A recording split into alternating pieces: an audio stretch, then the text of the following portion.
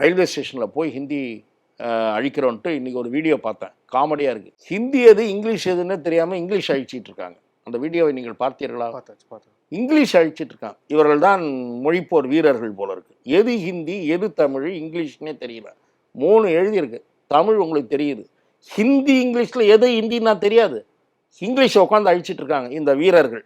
அவ்வளவு ஹிந்தி எதிர்ப்பு உணர்வு உள்ளவர்கள். நீங்கள் என்ன பண்ணணும், உங்கள் கிட்ட இருக்கிற ரூபா நோட்டு லட்சக்கணக்கில் சேர்த்து வச்சுருக்கீங்கள, அதிலெல்லாம் முதல்ல ஹிந்தி அழிச்சிடணும்ப்பா, நம்ம ஹிந்தி எதிர்ப்புப்பா அப்படின்னு அழிச்சாங்கன்னா அந்த வீரர்களுடைய மொழி பற்றுவை நம்ம பாராட்டலாம்.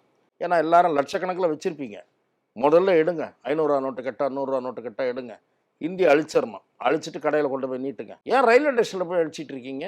இரண்டாவது, இந்த வேலைகளை எல்லாம் நீண்ட நாள் செய்து கொண்டிருந்தால் சட்டம் வேடிக்கை பார்க்கக்கூடாது. அதுனா சட்டம்னா தமிழ்நாடு திமுக காரனுக்கு ஒரு சட்டம், நாட்டில் இருக்கிற மற்றவனுக்கெல்லாம் ஒரு சட்டமா? அவன் புறப்பட்டு ஒன்று அழிக்கிறதுனா விட்டுருவீங்களா? என்ன உங்கள் இஷ்டத்துக்கு போலீஸை கையாளுவீங்களா நீங்கள்? ஆகவே நீங்கள் சட்டத்தின்படி நடவடிக்கை எடுக்காவிட்டால் மாதிரி போகிறவர்களுக்கு எதிராக மத்திய அரசு எடுக்க வேண்டும் என்று நான் கேட்டுக்கொள்கிறேன்.